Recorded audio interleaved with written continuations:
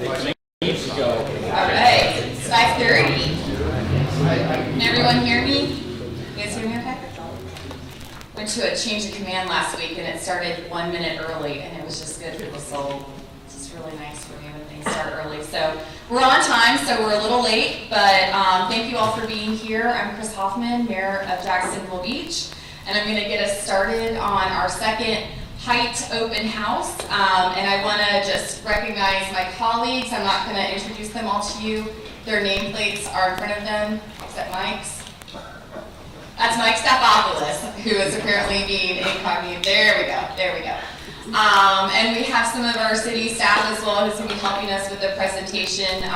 Christian Popoli, Taylor Mobbs, and then Heather Ireland back there. So we will be turning part of the presentation over to our city staff. How many of you were here at the last one of these that we did? Okay, good. So we've got some new faces, which is great. It's exactly why we wanted to do a second round of this. So we do, well, let me go through the purpose. This is not the clicker. This is a tape recorder. Is this supposed to be recording anything? It's not on. We got it over here. Glad I didn't start clicking that. Okay, so the purpose of the open house. A few years ago, we did a series of community conversations, and we had citizens come together in some roundtables. Anybody participate in any of those? Okay, several of you are nodding your head. We also had downtown business owners and property owners, as well as business owners throughout the beaches, and we tried to draw some themes from those conversations that had probably about 70 or so citizens total. And one of the things that we heard fairly consistently was that this wasn't a downtown for them. They didn't feel like downtown Jacksonville Beach was a place they wanted to go, that it was really driven more towards nightlife and tourists, but not necessarily towards the residents. So we heard that theme very consistently. The other thing that we have, that we are grappling with is that we can't force developers to give us projects or amenities that the residents want. So in trying to put together the fact that we can't force certain developments, but we know the residents want certain developments, we decided to look into doing an incentive program to incentivize that desired development that we know our citizens want. And the primary incentive that we came up with could be granting up to 20 feet of additional height in exchange for designing a project that meets our needs. The design criteria, and you'll hear some of this throughout our presentation, could include outdoor and rooftop dining, dedication of public space, green space, public art, improved pedestrian access, architectural enhancements, etc. And those all came straight out of those community conversations as things that our citizens wanted in our downtown. So the purpose of the open house tonight is to hear your thoughts on what we've started to pull together to try to balance those needs and desires of the residents with the development of our downtown area. So the outline today will give you the history of the height limit in Jacksonville Beach, some examples of buildings that are taller than 35 feet, some community redevelopment agency priorities, a review of the charter language currently and the proposed amendment, the city's thoughts on criteria and what that might look like, questions and your thoughts on proposed incentives and possible criteria. So we're not going to do speaker cards. We will just kind of take hands, and we'll go as long as we need to get your feedback. So this isn't a yay or nay. This is to kind of help us flesh out what this might look like should it move forward. So to start with, the history of the height limit in Jacksonville Beach. Prior to 2004, buildings could exceed 35 feet for specific uses in some zoning districts if certain criteria were met. In the central business district, the height limit for buildings was 50 feet, but could exceed that if certain criteria were met. In 2004, in response to construction of several high-rise buildings, Beaches Watch sponsored a charter amendment via referendum proposing to limit the height of all buildings in Jacksonville Beach to 35 feet. And the referendum passed with 76% of the vote. New language was added to the Land Development Code in support of the passed building height limit amendment. And if you guys were here at that time, you know, oceanfront buildings were being leveled and high-rise condos and everything were going up very quickly. Hey, Judy. So that was a really dramatic, an opportunity for some really dramatic change in Jacksonville Beach. And the height amendment came in, stopped that. Several lawsuits resulted, and we'll talk about some of the buildings or some of the lots that were grandfathered into higher vested rights.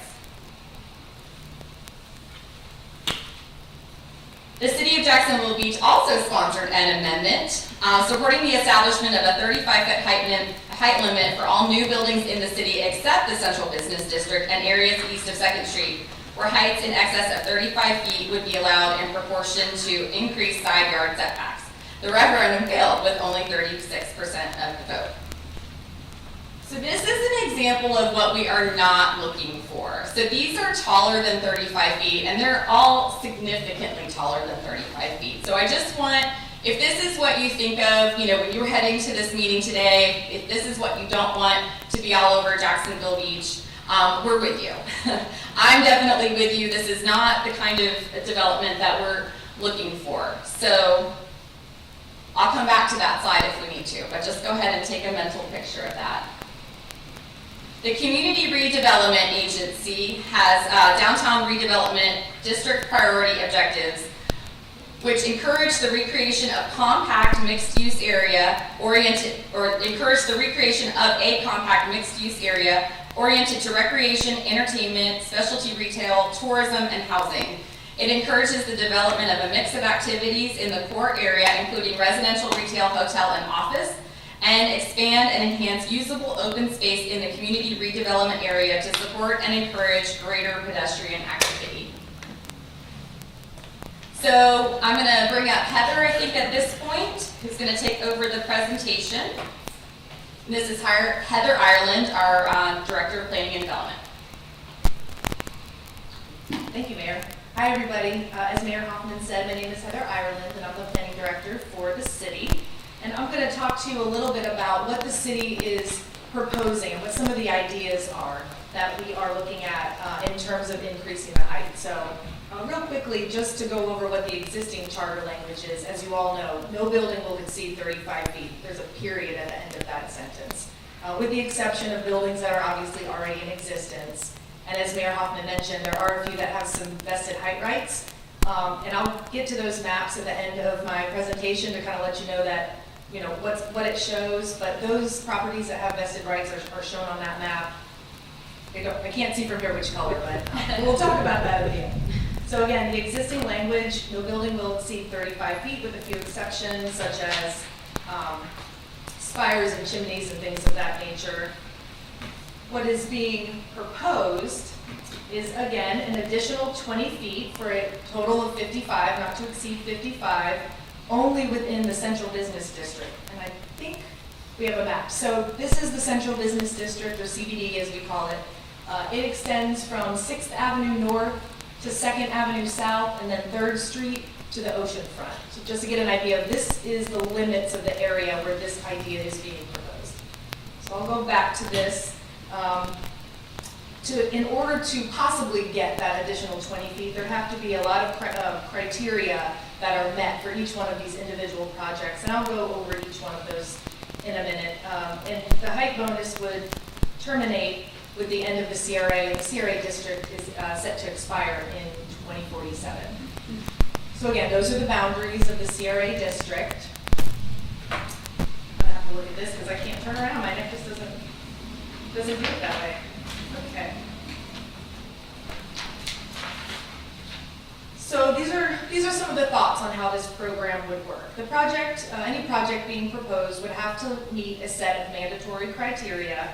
They would have to meet all 100% of the mandatory criteria that include things like parking and mixed-use requirements, and they also would have to choose from a list of voluntary criteria. So there may be 10, maybe they have to pick 5 out of those 10, for example.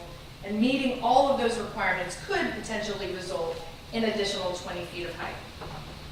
So these are some of the ideas for mandatory requirements. A project would have to be at least one half of a block. So it could be either the north, south, east, or west half of a block. That would be the minimum. Structured parking would have to be part of the project, either on site or with a partnership, or through some type of development agreement with the CRA. The project would have to be mixed-use development, so again, a mix of uses, commercial, residential, retail, for example, with pedestrian-oriented uses on the first floor to encourage that active space. Some additional mandatory criteria could be things like building step backs where the pedestrian level or that what's right against the street would be only that 35 feet, and that next fourth and fifth floors wouldn't start until the building steps back maybe 10, 15, 20 feet. Those exact details, obviously, we've got a long way to go to get there, but that's kind of the idea. Pedestrian level, you still feel 35 feet. That additional height is further back on the building. And architectural design must meet the criteria established by the CRA in the plan, which obviously would still have to be established. And we have a list of additional optional criteria. And again, these are thoughts on what we think would work based on the community input that council has received. So I'll just go over these real quick. And again, these are our thoughts. Enhanced setbacks around the perimeter of the building on identified corridors. So First Street, for example, it's already identified as a pedestrian corridor in the CRA plan and in the Land Development Code. A dedication of additional right-of-way, and this could accommodate wider pedestrian access, outdoor seating on the ground floor, for example. Creation of outdoor dining for public use. There's a whole list of these, so bear with me. Additional optional criteria could be things like creation of rooftop amenities for public use, such as dining or bars, ground level pedestrian shade, such as arcades or overhangs, awnings, things like that. Creation of workforce housing as part of residential developments. Dedication of a public plaza or public green space, focusing on maybe pedestrian access areas at street intersections. Installation of public art, enhanced landscaping, green building design. We talk a lot about sustainability, and it's one of the council's priorities, so that would be one of our proposed optional criteria for projects. Publicly accessible amenities such as restrooms, bike parking, things of that nature.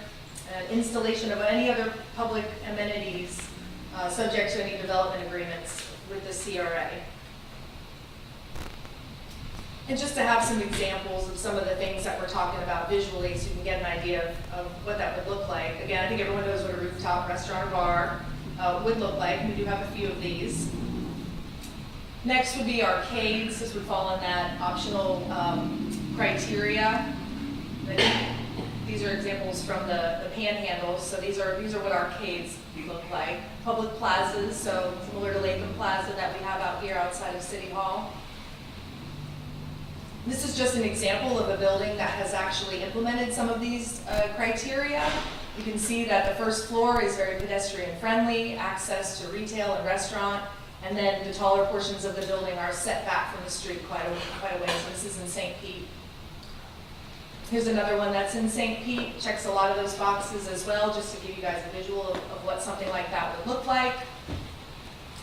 And we do have a few local examples that were built prior to the height limit in '04. So this is the Pierpoint Condos that is right around 55 feet. And you can see it steps back a little bit from the building at the pedestrian level. It's, I think, less than 35 feet, and then it goes back from there. And then this is the Lake Playa Condos, which is on the ocean, I think around 23rd Avenue South. But it is also 5 stories and meets a lot of those criteria as well. So just a little bit about the process for how this would work is that council would adopt an ordinance to amend the charter. There would be additional community meetings to collect input from the residents and businesses, and then the amendment would be placed on a ballot for the next general election or a special election, and that language would be set before that time, and then just like the last amendment would have to be adopted by the majority of the electors. And lastly, I'll just talk about these maps over here. So one of the things that staff did was we took a look at the downtown central business district to see if we could make a determination of what properties might even be eligible for increased height as it stands now. So we'll be happy after we're done with Q&A. We can go stand by those maps and answer any questions that you guys had, but what we basically did was show several things. One is existing buildings and what their height is. If it's not listed, you can just assume it's 35 feet or less. buildings that were built higher than 35 feet, so Margaritaville, for example, the 4 Points, Pablo Towers. And then we identified properties that would meet some of those criteria, like a whole half of a block, that would be kind of ready for redevelopment, and then areas that would require for somebody to assemble property to get that half a block. So there's a lot of information on those maps. Again, it's just for informational and discussion purposes only, but we kind of wanted to get an idea of, you know, where could this even be done as things stand now in relation to buildings that currently exist. So that's the end of my presentation, and I think we're all prepared to answer questions that you guys have for us. I'll just call on folks if there is, yes. Yes, ma'am. The public spaces that are looking to be included into this as an exception process, would there be any opportunities for like busker spots? If you know what I mean by busker Like space? performers? Yes. I So don't for like think street it's- performers to have a place so that we can have sort of free live entertainment throughout, you know, to increase it to be a pedestrian-friendly local establishment. That was one of the things we really miss about living in London. And you could just walk along the banks and you'd see all of the amazing performers that were there, and a lot of great artists became professional from those spaces. Good question. I don't think we've considered that to that level of specificity. Did I get that? It's been a long day. But I will say, you know, right now, if you look at our performance space, it's huge. It's a huge area, Seawalk Pavilion and Latham Plaza. So I think in this, we would envision some smaller, maybe more intimate spaces. To me, I just think about Southern Grounds down in Atlantic, or in Neptune Beach in the town center area, where you have guitar players there on Friday afternoon and things like that. So maybe some smaller, more intimate spaces. So I think these would be private property, largely, just depending on what the situation is, but so that would be an opportunity for the restaurant or whoever may be there to bring in some performers. But no, we have not necessarily considered that, but I think there would be a benefit. So. Yes. The one thing I want to comment is you showed some examples of the buildings up there, but everybody has always heard me, it's about parking. None of the examples that were put there were for parking. Now let's look at what's popular around Jacksonville. You brought up a good example of Atlantic Beach. They don't want high rises. Where do we go in Jacksonville to have fun? We go to Riverside, we go to San Marco, we go to 5 Points. They try to make that out, you know, that same thing downtown, like, okay, let's put in Crawdads. It's been torn down. They put in the hotel next to Crawdads. It's been a failure. They put in the Landing. It's torn down. They put in, was it the new one that they just tore down? You know, it's, people are looking for places like, say, Augustine, San Marco, and I think we're going in the opposite direction. Are we really looking at parking, looking at increasing the density? That's something we don't need to do. So are parking and density a part of this equation?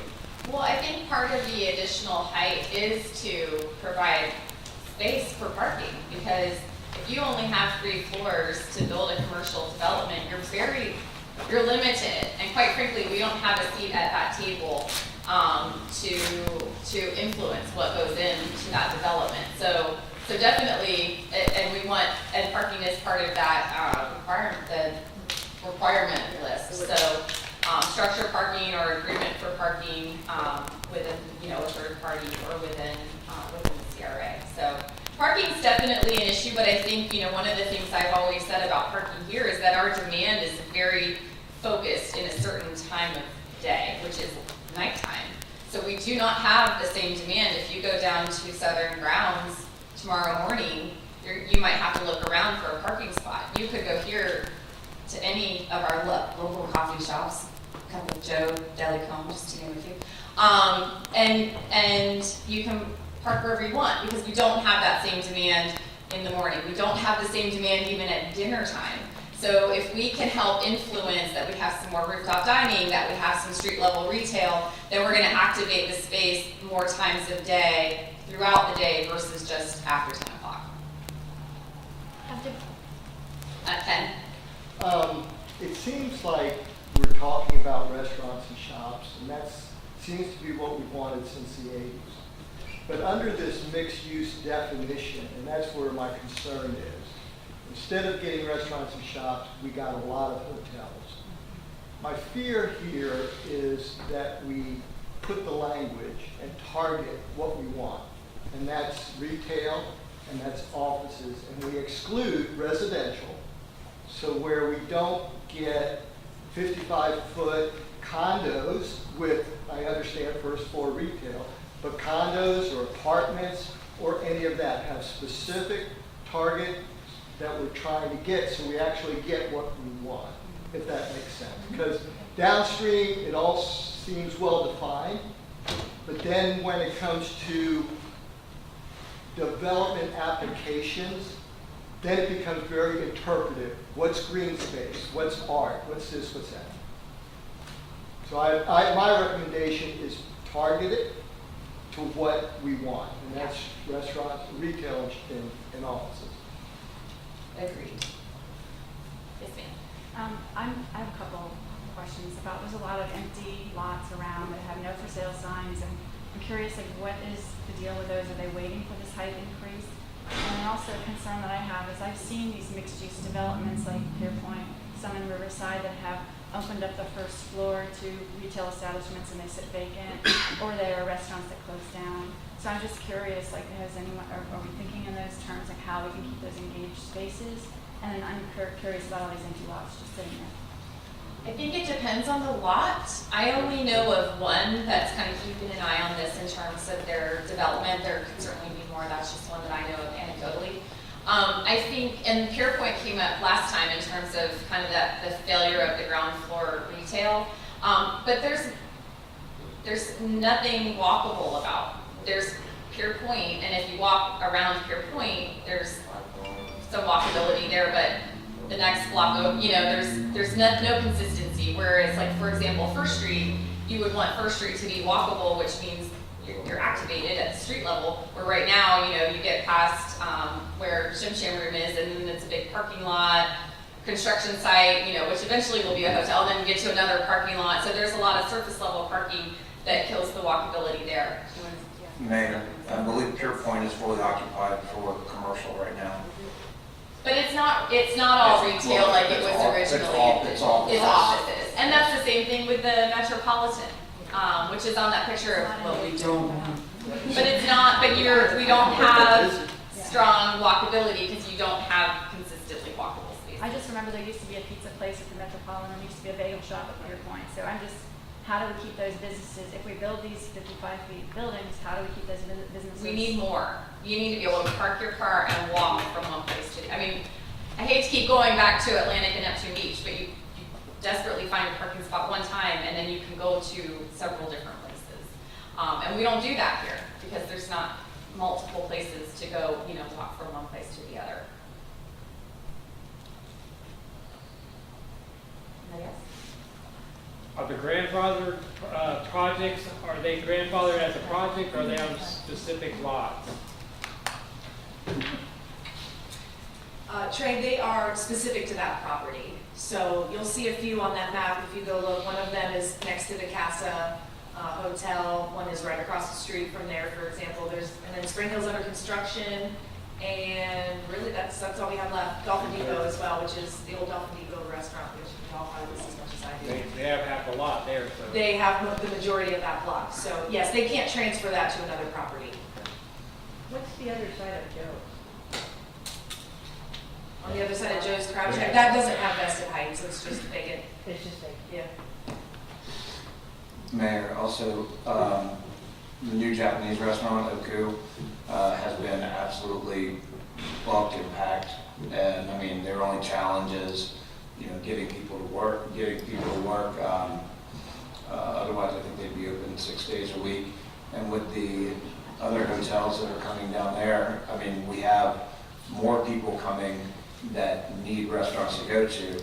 I don't want them coming to our hotels and then going outside of Jacksonville Beach to go eat when there's a lot of, there's a lot of opportunity to have nice high-end restaurants, make this area walkable,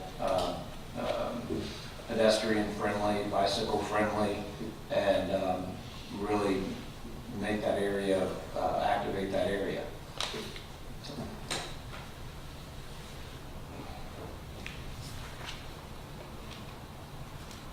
Mayor, I have a topic that's not really, it's regarding height, but it's really difficult. Everyone's here, it's a sunshine notice meeting, and I wondered if it would be okay with you if I talked about something in the residential part, not necessarily related to to a proposed charter amendment, but in your current language today, all different types of roofs are defined on how they're measured, except for things called a shed roof.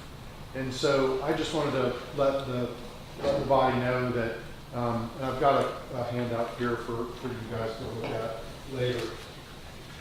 And I apologize that this isn't directly on topic, but it's a height-related issue, and I know anyone here would be interested in this topic, so that's why I'm bringing it up.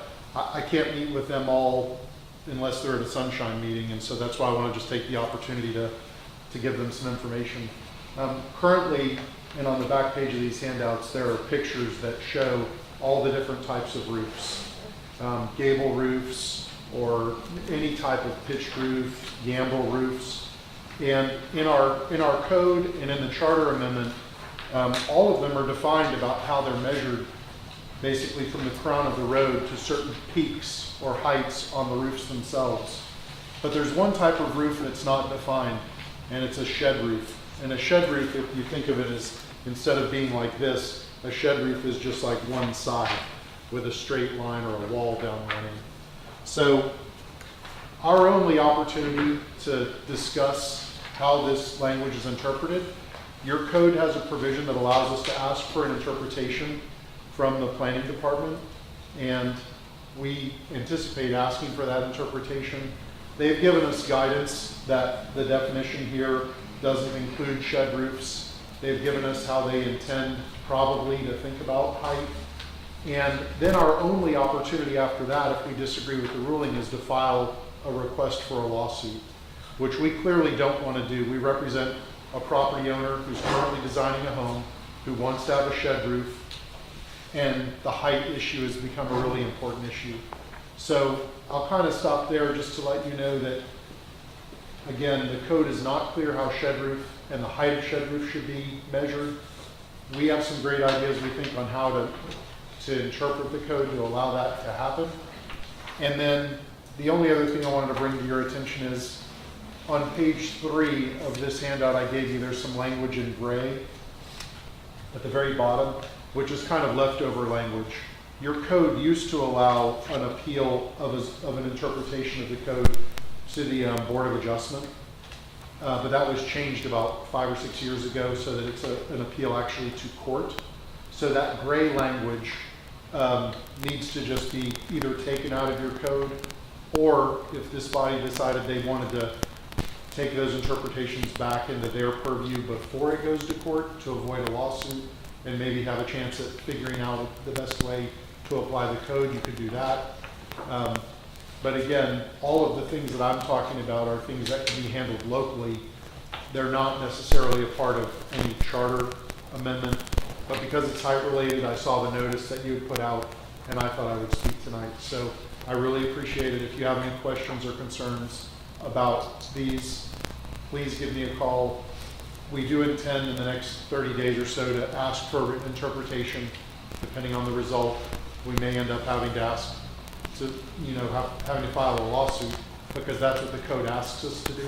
But I would view it as maybe a friendly lawsuit. We really don't want to fight about it. We just want direction about how the code can best be interpreted when it's silent as the shed roofs. I'm very sorry, but thank you very much for your attention. No, that was smart. You just had 7 meetings in one.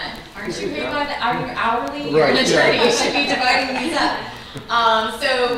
But to the point, this is not, we are not talking about anything outside of the central business district with regard regards to this amendment. So nothing west of 3rd and nothing outside of those boundaries. And the boundaries as they exist on January 1st, 2022. So we're not going to redraw the boundaries at some time to try to scoop in more of that, and that would be in the amendment language. Yes, ma'am. Ms. Mayor and Councilman, my name is Ann Kern and I live at 3409 South First Street. I have owned my home for 35 years and I've seen my neighborhood changing rapidly, with small, cute homes replaced by huge, multi-story homes. If this height change is approved, it may open the door for contractors to request the 50-foot height on projects in other Jack's Beach areas, and if denied, they may file a lawsuit. If one builder should prevail, our community will change drastically with a precedent having been set. There have been many unwanted by residents variances granted. I am totally against this height increase from 35 feet to 50 feet in the business district. Please don't let this height increase to be an invitation to turn our charming town into another Daytona Beach. Thank you. Thank you. And so that echoes my point that we are not talking about anywhere outside of the central business district, and that would be in the charter language. So we couldn't go around, then it's not done by variance, it's done by, let me just respond to your point. It's not done by variance, it's done through an agreement with the CRA and the city council. So it's not something someone could apply for outside of the area, and if we don't give it, they're not entitled to even ask for it outside of the central business district. Yes?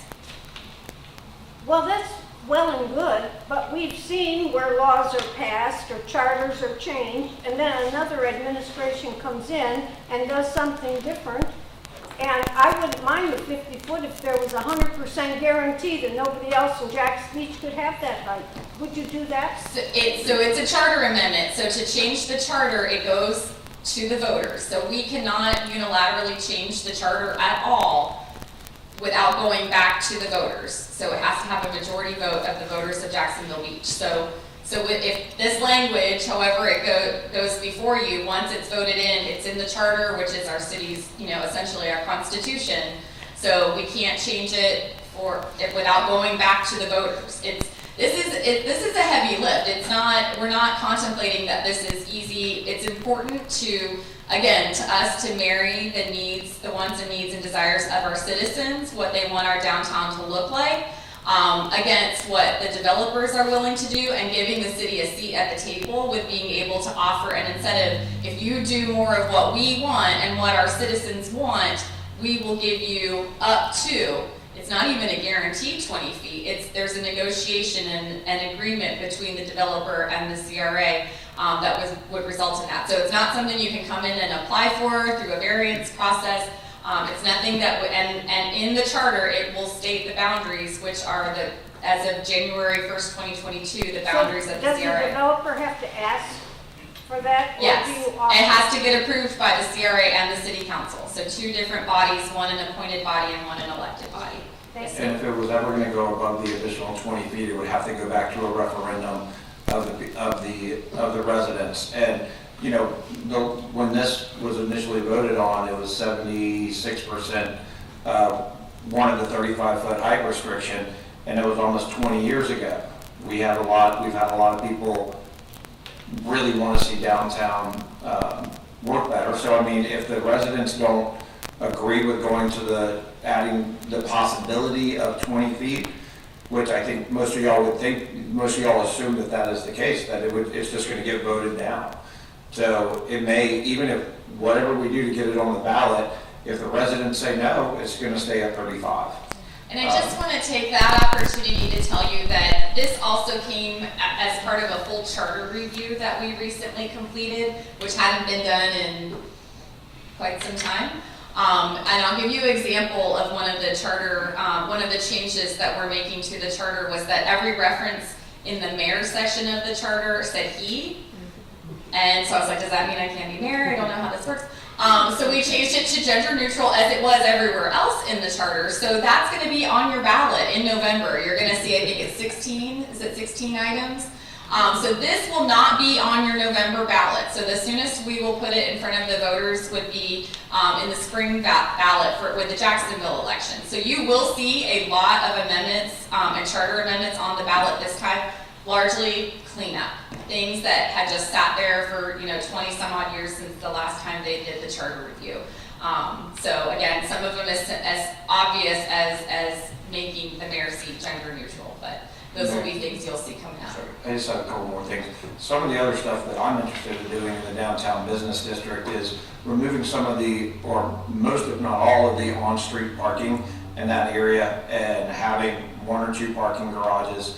And the reason for this is so you can widen the areas, and you can have, so that'll be like a walking bricked in areas. So restaurants, everything, we can start having cafe style restaurants out there, so you can have acoustic music, and you can have more interactive, and you can walk around kind of like in, I hate going back to Neptune Beach in Atlanta, but a very more walkable feel to it. And the other thing that we're doing is, or I'd like to do that's come up a couple times, is reducing the amount of seating. Currently, in order for a restaurant to get a SRX liquor license, they have to have 150 permanent seats, and it really makes it next to impossible for somebody that is just starting a restaurant to move into something like that. But also, we're very cognizant that we don't want to have the restaurants in name only that turn into bars. I mean, we want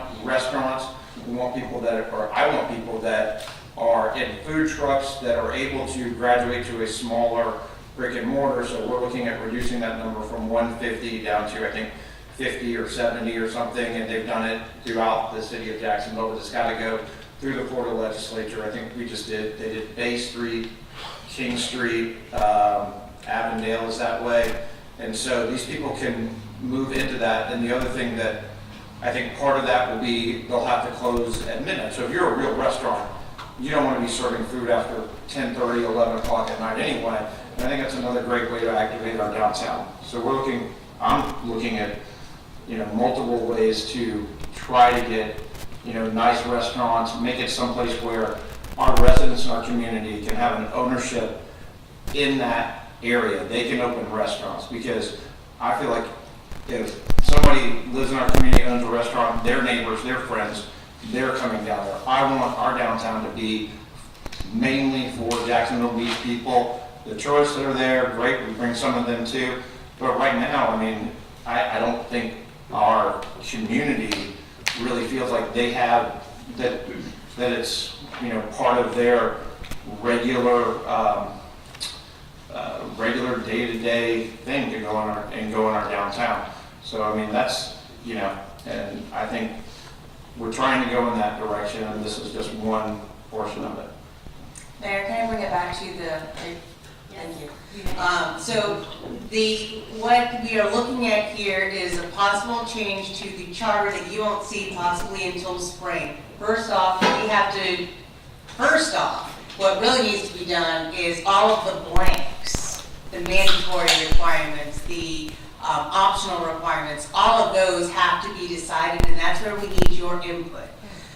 We need to be able to fill in those blanks. We have to fill in those step backs. And I would suggest all of those loose ends get tied up before council votes on the raising it to 55 in the CBD, for the sole purpose of, we need to make sure that listening to your peers, I would say that you would want to make sure that the language in the charter, in addition to it only being in the CBD, references the specific mandatory and optional criteria as set forth on the date that it's decided on. So it cannot be changed by the Board of Adjustments or the Planning Commission or Council at a future date. This is a long process, but we like it sounds like you like what some of the stuff is that you're seeing here, but we don't, but the language added in for specific kinds of things, all of that, the setbacks, all that information needs to be decided before council ever votes on this, because whatever the charter language states, it needs to reference what the community has agreed on as the mandatory and optional criteria for any developer to be able to apply for that additional height. Thank you, yes, ma'am. So when do we need to have that? So I was like, when will the negotiable options need to be fully defined? And how do we participate in that? There's two of them that I've heard specifically that I thought maybe needed a little more emphasis, was affordable housing for the workers that we want to have working in the restaurants and things like that, so that they are also enticed to be here, so that we have the great restaurants with the great service, so they can live here and afford to be able to live here. As well as with what Councilor Nichols talked about with the smaller seating arrangement for liquor or whatever, regardless, just so that there's more options. There's not bigger options, there's just more options, so quality and quantity available. And so I loved the pizza place. I think it was called Pizza, but it was huge. It's kind of knew I was not going to make it because of how big it was. What's that one? Chicago. I knew it was a city. So fleshing out a little more workforce out. I mean, now's the time. This is why we're doing this. We want to, what are your gut reactions to some of the criteria? And again, we came up with a lot of these amongst, council and staff and drawing from the feedback from the community meetings. But this is what we want. Yes, ma'am. I'm going to go back to what you said, the quality over quantity or size. I mean, I'm still not convinced we need to go higher than 35 feet. For the example of the sushi restaurant in Atlantic Beach, those are small business districts with a lot more of them. So what we need is more, but I'm not sure it needs to go higher. I would like to hear more argument as to how we know that it needs to go higher than just smaller businesses with 35 feet. I think that, and I wish he was here again today, the Element Hotel at the corner of Beach and 3rd Street is a really good example of, they were really locked in. They were locked into the 35-foot height. And they built a hotel. They didn't really need to come to us for anything, I don't think. So they built that hotel completely within their right and with what they could develop that area as. If we had been able to give them another floor, he would have put a restaurant in that hotel. He could have put a rooftop restaurant. I mean, he sat here at the last meeting and told us that straight up. If he had had another floor, and you see he got very creative with the parking because he had to have a certain amount of parking, and thankfully he kind of walled it in, so you don't necessarily see it from 3rd Street or Beach Boulevard. But that's the kind of place where we could have said, Sonny, Mr. Vika, come to the table, let's sit down and figure out what could you do here, how can we help you, and that carrot that we have is height, is up to, 20 feet. And he would have been happy with one more floor. I think he would have been thrilled to have that. So I think what we have to, and what we see the writing on the wall is that developers are going to develop. We only have so much influence over what they do and what they develop. So this gives us a tool in the toolbox, a carrot to work with the developers to incentivize what we want to see. And I agree completely, the smaller parcels are a huge deal because that's the way Atlantic and Neptune Beach are already set up, where ours are big. We have big, huge, that restaurant, Harmonious Monks is there, that's another one that was in that spot. So that was, to me, poor design of that building in terms of having something that was sustainable. But the wine bar around the corner doing great. And so there are two issues. You want to remember that one is height and the other one is parking. So we don't only have one carrot. We could have the option for that other carrot.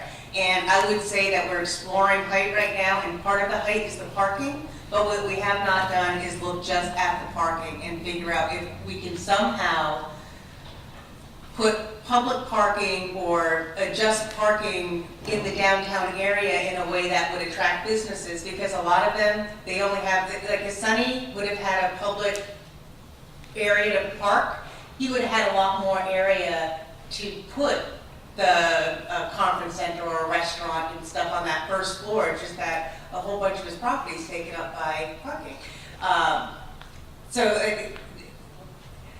don't want to say, I am personally not convinced that the only way to do something downtown and to have a change is by having more height. I'm personally not in that area. I'm not saying it wouldn't. It would help to change it, but I also think that we have not looked diligently enough at parking, because it's parking that's really tying a lot of individuals' hands. So if you want to, everybody likes to talk about Neptune and Atlantic Beach, they don't have the same parking requirements that we do here, so it's easier for businesses to actually open up there. So this is part of also being more business friendly at the local level. So I'm not saying that height wouldn't fix it, but I don't know if height is the only thing that would fix it. Yeah, I agree, it's definitely two-pronged at this I point. just wanted to fully understand what she was saying. So what you're saying that we should potentially propose is not involve the height limit negotiations to accommodate the current parking requirements, but to maybe reduce the parking requirements in order to entice businesses to be downtown? Is that what you're proposing? I'm not proposing it, but I'm saying that that is another option. The CRA is looking at building parking garage, and if there's somehow we can go to a public-private partnership with the public-private parking garage, that's another option. So I'm not against change. I prefer incremental change, so you don't make the change and go, damn, too much change.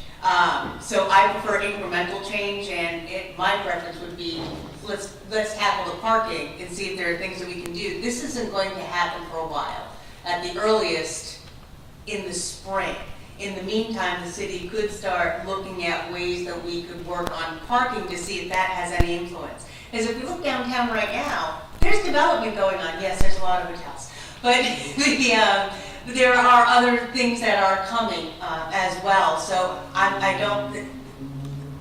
Specifically, what's interesting is the one behind the band shell and then the Oku restaurant. They didn't require additional height. So things like that make me wonder: is it fully necessary? I'm not saying that it's not that it wouldn't work,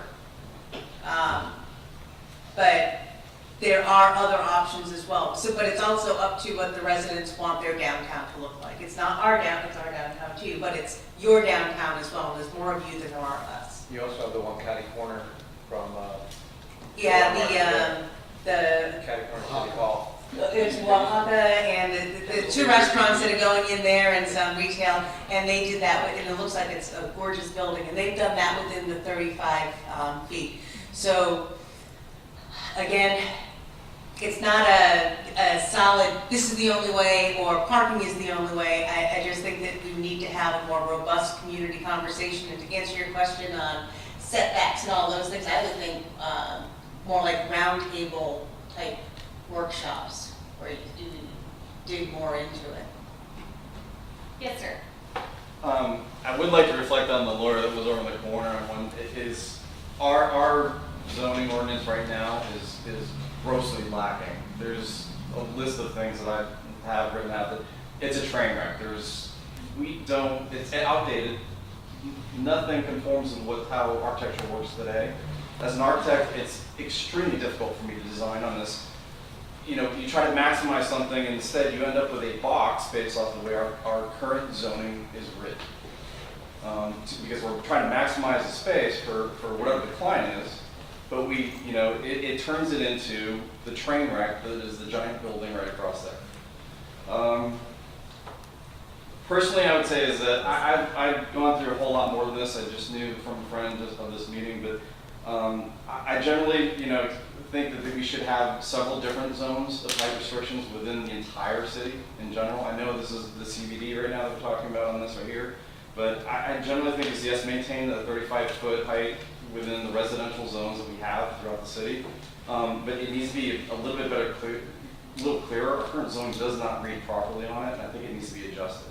Plus, it needs to have allowances. Our current allowances don't match with what other cities have. Some that are comparable to our city.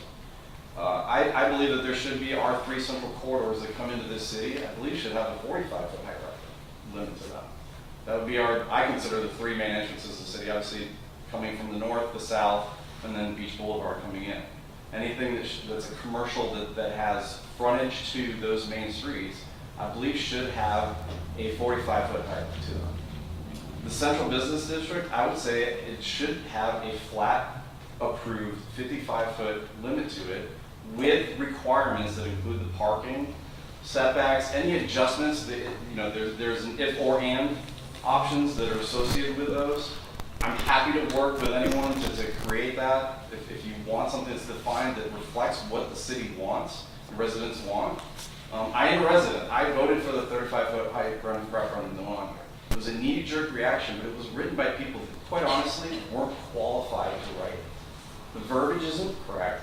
It needs to be adjusted so it actually reflects architecture and allows you to actually create something that people will go to. You need to have that architecture brings people to the building. If you're restricting them to the point where they cannot have something that is attractive, that brings people as well too, you're going to have a problem. It's not going to be utilized at the end of the day. And there's so many restrictions right now that's set up, it's not inviting on a lot of these properties because they're trying to maximize the space that they have without engaging with the community. They're trying to look at cost per square foot as to what their leasable space is without being driven to create something that engages the community. We need those variables and exceptions within this to basically say yes. And to try to design a business downtown with the cost of the land that's there as well too. It is not, you're not going to attract businesses in. So I originally had a different zone for the downtown business district. I originally basically had said 3rd Street to the beach, obviously, and then I originally was thinking it was 1st Ave south to 9th Ave south. Or 9th Ave north, sorry, as the original quadrant for the main business district. So obviously I've extended beyond, but I think based off of what current buildings are there, we could include those portions of it as per a 55-foot height restriction there. Gary. I think one of the most important things that we need to be able to do is to be able to sit down with those who are going to develop those properties and be able to work with them in trying to define exactly what we want in the downtown district to create the types of spaces as well as retail and shops that we're looking for. The only way we can do that is by us putting forth some criteria that requires them to sit with us and to have conversation. Unfortunately, the two most recent projects on First Street have really turned their back on First Street. Whether you're talking about Margaritaville or the upcoming Spring Suites Hotel, they've basically turned their back on First Street. Most of that is parking along there.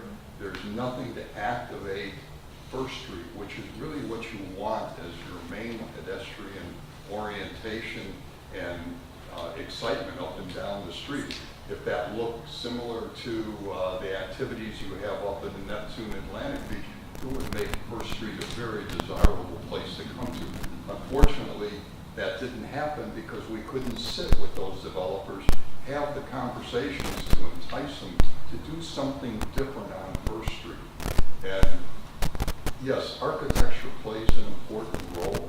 It helps create spaces that are intimate, that people like to come to. By giving a little more height, using appropriate proportions in a building gives you good architecture. And architecture then attracts people also to those spaces. So I think it's really important that we understand the important part of what we're trying to establish here is the ability to sit down with the developers and have conversation where we make this a win-win situation for not only the developer, because he's got to make money to make this deal happen, but we also want it to win for the residents of this community who want to go down and enjoy those wonderful spaces and boardwalks and shops and things to that extent. So, I'm all for this. I think it just gives us the tools to work with. Did you guys team up on this? Your comments segue very well off of each other. Go ahead. Go Gators. Sorry. Hey. I just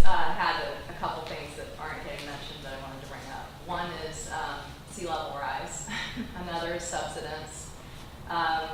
Another is the quality of life that you're mentioning in Atlantic Beach and Neptune Beach is because we don't have looming high rises over us. And creating that intimate space, I don't think adding 20 feet is going to do it. I think there have been a lot of lost opportunities. You mentioned further down on First Street, there used to be some restaurants and things down there that closed. And it is the connectivity that was mentioned, and the loss of businesses, like you mentioned here, some of those places I used to frequent. Bringing in things that can stay open until 2 a.m. It keeps getting mentioned, rooftop bars, rooftop bars. I don't think that's what the community in general wants, is rooftop bars. We would like to see our people be able to afford housing, which was something that was brought up. I think it's really important. There's a lot of gentrification going on right now. We're having developers come in from other places to get to make decisions. Only 2 weeks ago, I believe it was June 25th, the governor vetoed a bill that would have made all this conversation completely moot.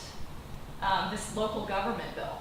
We would have had no options. And that's the fear, what Ann brought up, is that what's going to happen tomorrow? I don't know what's going to happen next session, but I can tell you that what happened this session was really scary. And the Florida League of Cities went ahead and went along with it. And that would have made it so that we couldn't have these options to sit down with these people. So I do think opening this charter is really a scary prospect. Why Jax Beach isn't working the way that I'd love to see it work too, I'm really not sure. You put in tons of investments up and down First Street, you re-landscaped, you made it walkable and bikeable, and made those, which I really appreciate, that you made pedestrians count and bikers count the same as cars. I do think perhaps thinking about, instead of trying to accommodate the cars, push the cars out. Why not have some kind of shuttle bringing the cars in, finding that space? You're never going to accommodate the number of patrons from a large metropolitan area that all wants to come to the beach. This is their spot. You want them to come here at night? You think we're going to ever be able to accommodate that number of cars? No. So, and then last thing is, this June was one of our driest months. In 2 minutes, downtown, right here, flooded to high heaven. So I'd love to see those things considered in the design, and I think that's an important point about height that should also be brought into the conversation, is that we should be thinking about resiliency now. We should put in lid design now. Matt, you know about this stuff now. I mean, you know, this is stuff that's around. Other cities have put into place, like the Satellite Beach. Very small. They took some of those things into the thought process, but I think we're really missing the boat if we're not thinking about permeability and thinking about what we're going to do to make sure that you can use this space, because we are losing it and we are flooding like I've never seen. So those are just some things to think about. Thank you. John?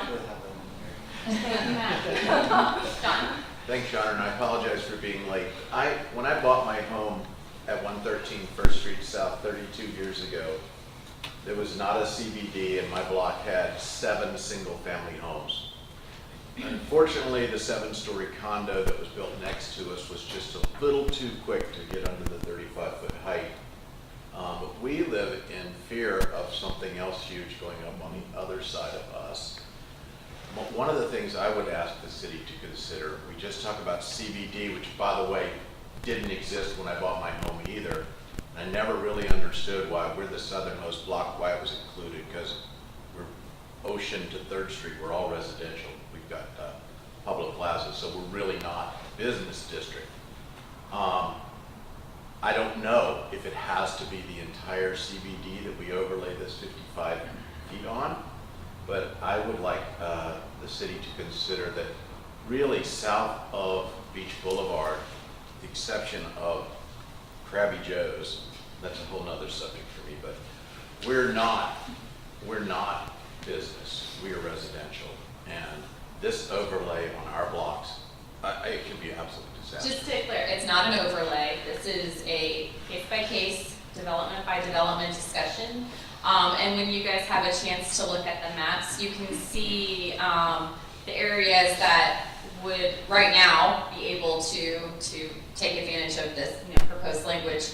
But also how many, you have pointed out how many multiple owners would need to be pulled together. In a residential area, it'd be really hard to pull together half a block or whatever you would need to be able to do this kind of development, we would assume. So when you take a look at those maps, you'll see what we're talking about and where the options the opportunity would be. But again, it's not an overlay, it's not granted, you don't automatically get it, you have to, and we need to flesh out, the requirements and then the optional requirements and what more accurately that's gonna look like. And we've gotten some great feedback that a good part of our community redevelopment agency's budget is going towards infrastructure and stormwater drainage. And if you live anywhere in this area, John can tell you, there's a lot of construction and a lot of work going on east of 3rd Street. And in a few weeks, the city council is going to get to go down into our stormwater vault. That is hopefully right. We're doing it. Dang it.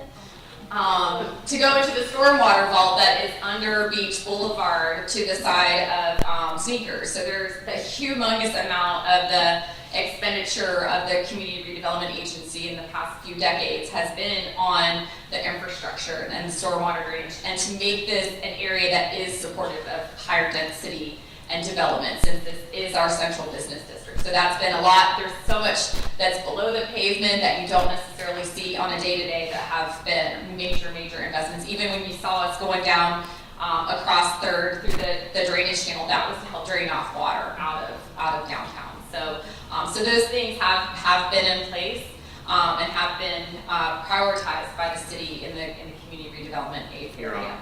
My question is, does it have to be the entire CBD, or does the city have the ability to address a condensed area of the downtown? Because I very much support redeveloping our downtown and have for, God, I tried to have a law office down in the 90s, which was, does it have to be the whole? I think it's probably the easiest to understand by using an existing boundary, a district that already exists. Anybody want to speak to that?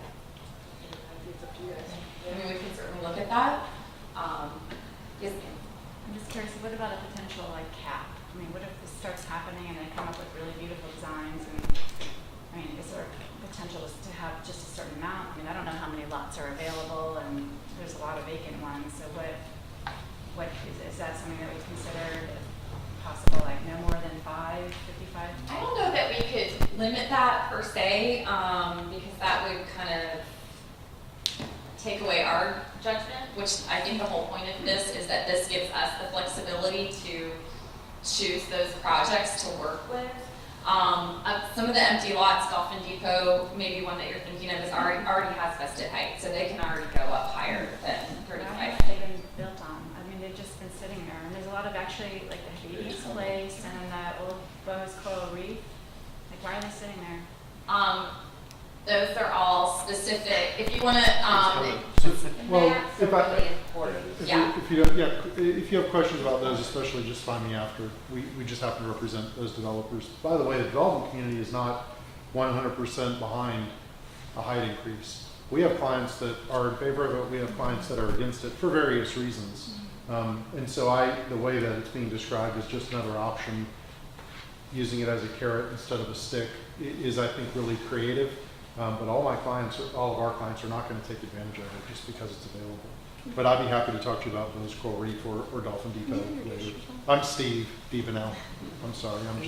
I'm a local attorney and happen to represent the guys that own those properties.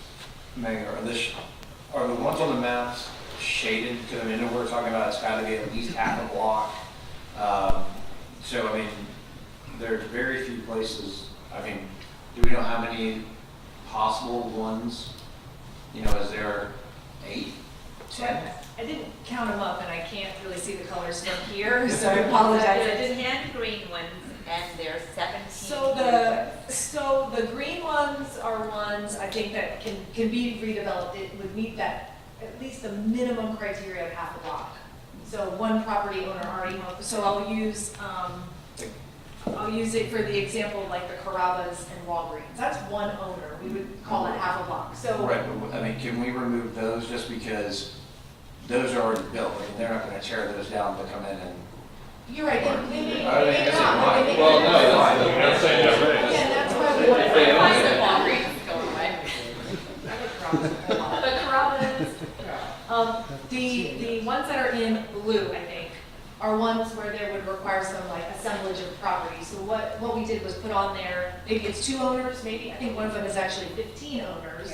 So it kind of gives you an idea of like, okay, well, if I've got to buy out 15 properties, that's probably not likely to happen. Maybe one that has 2 or 3 could possibly assemble half a block to check that. But again, that's just one box that would have to be checked. That's really all we were trying to do, is show where could development on a half a block, as is being proposed, happen, and properties that already have either vested height or have been built to a certain height prior to 04. We put an element on there, they're only 35 feet. So there's a little hodgepodge of information on the map. And again, it was just kind of our best assessment of the conditions that are existing out there now, of what could easily be redeveloped versus I've got to assemble several properties. Hope that helps. Ken? Yeah, I can't predict the future. I certainly don't think Be that. better if you could. I know. I don't think a developer will come in, mow the town down, and put La Playa condos or Pierpoint throughout the town. However, I do have fear that we open up this door, because we open it up for the entire CBD. Okay, whatever the landscape looks like today is somewhat relevant, but we don't know what tomorrow looks like. So I think everybody needs to understand, when we talk about 55 foot and the CBD, it means the whole CBD. Okay, so the buildings can change. Yes, they can be torn down, and somebody can build on top. But the other part to this that I'm fearful, and I think that's been the problem with Jack's Beach, is we haven't had a really specific plan that shows parking, that shows where we want offices and retail and so on and so forth. And as a result, every 2 years, this board changes in some respect. And then it becomes the whim of council of what we think we need to do downtown, whether it needs to be height, whether it needs to be put seating in Latham Park Plaza, whatever it is. And I think, I think we're all on the same page today that we want retail and restaurant. My fear is 2 years from now, that the council at that time could say, you know what, we want another Pierpoint, or we want a 5-story garage in 3 places. I'm very fearful. So I think having a good plan that lasts for the rest of the CRA's time would be very advantageous with some of these architectural things that Matt and Gary have talked about. To his point, opening that up potentially opens the city up to litigation. And that's the big fear. If you're seemingly that you're arbitrarily designating that for one developer and not another, you put the city in a bad position. And that's the fear of opening this up at all. Can you explain that? I'm sorry, I didn't hear everything you said. What, Sure. how, if it's just the whole So, area? for example, the last piece of legislation, it was almost a law, but just almost went through. The 15% local government, SB 280, that just almost went through. All a developer would have to say is, due to the city's arbitrary nature of this ordinance or whatever that you've attached to, the design, you're costing me 15% of my revenue. But to be Right, but fair, that's nothing we can handle, we can do from here. I mean, that's a state issue. and that's at 3, you had to be, I'm no way supportive, I'm vehemently opposed to that, but that can be established for 3 years, an established business within the jurisdiction. So you could just be someone coming in to build something new and to say that our, local. I just am concerned about the arbitrary nature of it at the end of it. I think that's what everyone's kind of alluding to is making sure all those things were put in by the time if and should it be voted in at the point of. And I definitely agree that there's more refinement to do here and more specificity to add into the plan. I definitely agree with that. And again, that's why we didn't want to go too far down this rabbit hole without having some community input and hearing from people. So we will do that. But this, at the end of the day, the way I see this is just like an incentive package like we are doing with our community redevelopment agency right now, and like most major cities have, is an incentive package to work with, to bring in the businesses that they want, to bring in, the local headquarters or whatever. Jacksonville's got an announcement every other week about incentivizing in those businesses. So we're not handing out monetary incentives per se. We're handing out in the form of feet in height up to 20 feet. I think Okay, sorry, go ahead. Is it me now? No, yeah, it's you, sorry. I think if you have a clear set of documents that define the criteria that's associated with it, I think the latest study that we've ever had is probably like from the 70s or 80s that I've seen that's been produced for a development district in Jacksonville Beach. I mean, everything's antiquated at this point. We need to have updated definitions of these items. If you define it and you have a clearly designated, which would be the downtown review committee or whatever, is a standard architectural review board, no one can bring open lawsuit on something really against it. If you have a defined, clearly set of defined documents, here's your criteria, and then you have an architectural review board that reviews it to, verify, yes, these fall within our criteria on this stuff. It probably does a first pass through the building department, or it may do the ARB first. If you have those defined, no business can turn around and sue. It's clearly defined and documented. The city is part of the charter. That you won't have an issue with that. Thank you. Who else? Speaking to the, when the board changes, we used to have wonderful access by bicycle through here. And then a new administration comes in and eliminates all the bike lanes with a little sign that says bicyclists have the right of way, but you try riding a bike with that traffic. And if you want more people, locals to come downtown, maybe each business in their parking lot could have a bike rack. Bike racks. Let's do that. Thank you. Great idea. Yes, sir. Right in the front there. Yeah, I mean, I guess my thing is, everybody put a lot into this presentation. I mean, wouldn't it make sense to go out with a mini vote just to see what the people want? I mean, if 90% of the people are going to say no, I mean, why waste months of time and money coming up with something like this? I mean, maybe send feelers Like out. a poll.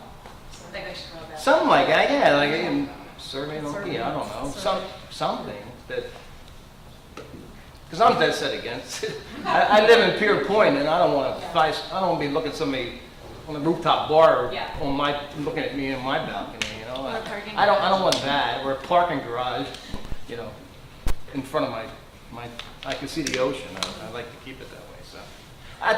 So I was thinking, maybe like a mini vote, just to see if it's 50-50, 75-25, 99-1. I think, from my perspective is, obviously I support giving us and the CRA this tool in our toolkit. But if it goes to the voters and the voters vote it down, that's what this is for. So right. I don't necessarily need a mini vote or poll or whatever to just say let's give it to the voters and they vote it up or down, and that's their right within our charter amendment process. So that's fine. We still have time to get a straw ballot on November. Because his argument is we keep investing resources into just looking at this, and instead of, if we know that the residents just don't want it, we can use those resources elsewhere. This came out of the community meetings we were having, right? But never height. I was at all of those meetings. Height was not one. Parking and all those other things. I went to every single one. That height was not a discussion. If it was that. Downtown not working for the community. Yeah, downtown not working for the community, but increasing the height was not part of it. So because there's still time to get things on the November ballot, and this would just be a straw poll to see one way or another. we already had to submit our The charter. LSC is trying to do one they have for another month. Do you want to bring that up? Oh, no, I'm looking at straw polls. I'm looking for a straw poll. So let's table that. Let's have a conversation with staff on that one, because I think we had a timeline to get our charter amendments in, and it's been passed, so I don't know. But it's not an amendment, I've never seen a strong poll on the ballot before, but anyway, there's a whole other conversation there. Go ahead, Gary. But I don't understand how you do that until you have all of your details worked out, so that you really know what you're voting for. Right. It can't just be 35 feet or 55 feet. it has to have all the inclusions in it. Yeah. So until you get the work done and you really figure out what the parameters are, I don't think you can put it to a vote. It wouldn't be an apples. And I will also say, to the point of the community conversations where more height may not have necessarily been brought up as a specific need of the community, we're extrapolating this as a tool to get to those specific needs and desires of the community. So although there are people who wonder why we've capped things at 35 feet, and even people who would want us to go further, not necessarily developers, but why on our commercial corridors aren't we going higher? But we have picked this area as the most opportunity to work hand in hand as much as we can with the developers that are already here. They're already going to develop, and somebody said it, they're going to maximize the square footage. They're going to maximize their revenue per square foot. So if we can have something to come to the table with to incentivize the things that we know our citizens want, that's what we're looking to do with this. Also, earlier somebody mentioned parking. We are getting ready to do a review of our land development code and our comprehensive plan, which we've done about as frequently as our charter review. So expect to see a lot of discussion and a lot of opportunity for community involvement from that as well. So that'll be an opportunity to look at the different zones in our area and to really make sure that we are looking at the modern Jacksonville Beach, not the Jacksonville Beach, when the code was last reviewed or established. So there's going to be a lot of opportunity to discuss all of those things. This is, again, just one of those things we want to put in the hopper to, get that up or down vote and decide if this is something that we are going to be able to use as an incentive going forward. Yes, ma'am. I love how you stand up to speak. It's amazing. And I speak up. You do. You do. I've been an election worker, excuse me, for 15 years. And Duval County has a way, in a nursing home, they'll ask for write-in ballots.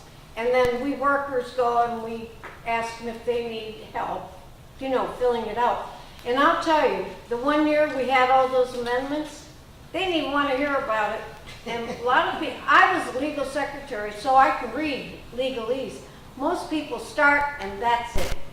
So maybe you could have articles in the paper explaining what it means in plain language. And that's also part of the reason that we're looking at the spring ballot versus the November ballot, because you're going to have, I don't know what the state amendments are looking like this year, but we're on our own, we're going to have already 16 amendments. So we didn't want to muddle, and confuse people by having this one on there too, because again, those other amendments are largely just kind of cleanup, tweaking types of things, where this one is a substantive change. So we wanted to pull it out and be able to do some voter education and things like that separately. You mentioned the fall versus the spring. What's the voter turnout differential for Jacksonville Beach citizens between a fall ballot and a spring ballot? I know the voter turnout for the Jacksonville elections is low because our elections are on the gubernatorial or the presidential schedule, so it is going to be low. Jacksonville mayoral race will be on that one, right? Yeah. So I would imagine it's going to be pretty hot. The mayor and then sheriff race. I don't know. Typically less than 20%.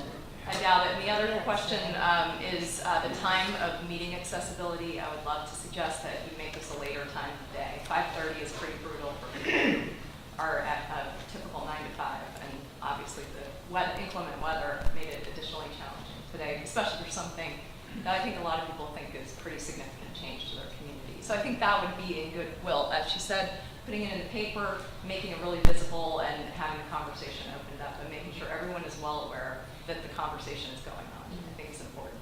Thank you. Any other questions, comments, thoughts? Okay, I understand polling the residents, but I mean, what is the market like?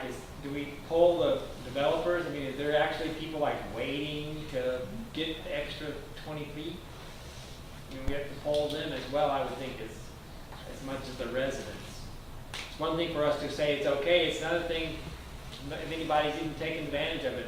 Obviously, we have development that's happening within 35 feet. If nobody wants to take advantage of it, then right. I mean, that's also an option. And I could completely see that happening. I can tell you from experience, yes, they want to. They want to acquire, yes. I mean, that's, yeah. I mean, I definitely see that lot where Buckets was. I think they're probably waiting. But that's the only one that I can really think of. I'm gonna say they already have the height on the projects that they're grandfathered in, and they're not going for it. I mean, I know the cost of everything's expensive right now. Which one, Dolphin Depot? I mean, I think that's in the final process. We've seen like I mean, 3 that's different plans for coming. that. What's that? No, I mean, they're definitely going to develop Yeah, that, and then we that's received multiple coming very plans. soon. And again, you can speak with Steve at the end of the meeting for more details on that. Mr. Deebenow, I got a question for you afterwards too. We'll just give you a little bit corner, just more work over there. You're not gonna bill me right now.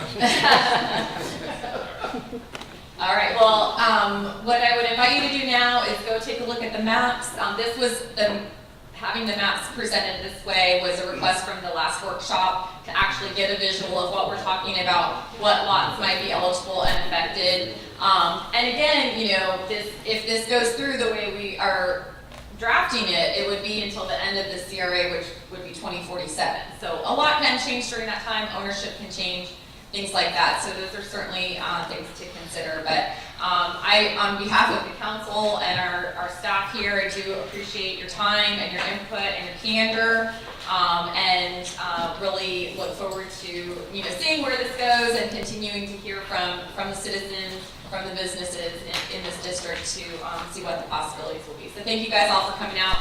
Please drive safely. It looks like it's going to rain again. Just we did really need it, but it's okay to stop anytime.